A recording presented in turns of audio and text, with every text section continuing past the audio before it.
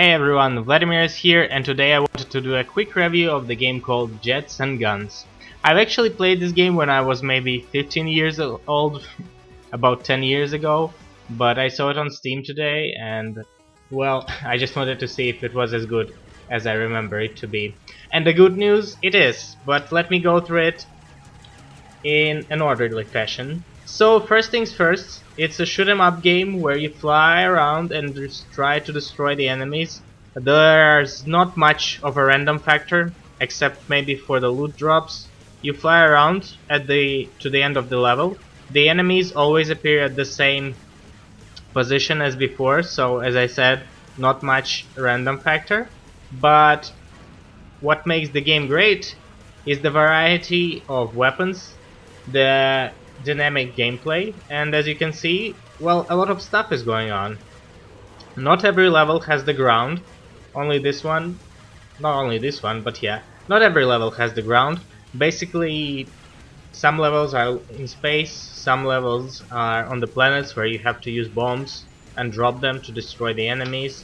There are also mini bosses through the levels, as you can see with this large helicopter. So overall, the game feels fun, the game has lots of content, and what I also wanted to comment is that there are 43 levels, and I believe there are 43 levels, and you cannot simply fly through them while pressing the shoot button. You need to maneuver, you need to decide how you need to fly, where to shoot. You definitely won't be able to complete the level from the first try, simply because the enemies appear from a lot of random spaces, and well, sometimes it's just hard to predict what's going on, and you obviously have to just play it by your ear, but you can't always do that, simply because the game gets too hard occasionally.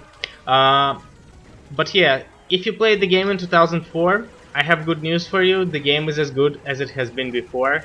I definitely did not get disillusioned after playing it. One thing that I also wanted to mention is that there are plenty of upgrades. Not plenty of upgrades, actually a lot of upgrades. And you uncover more and more weapons and ships, and you can outfit them the way you want to, fitting your own style. And I think this is a great for replayability. As I mentioned, there's not much of a random, but there's a lot of combinations on how can you equip your ship. So that game has this going for it. A few drawbacks that I want to mention is actually, well, the lack of ability to predict where the enemy is going to appear. So yeah, they appear, but you can just be flying at the edge of the screen and then the enemy just crashes into you.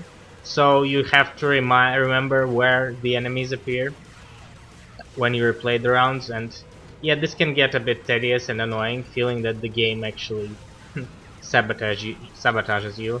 The bounding boxes on non-rectangular surfaces can be better, but other than that, I think the game is great. It also has the great soundtrack, which fits it in a good way.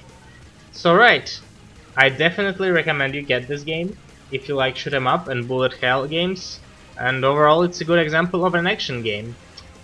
Thank you for watching.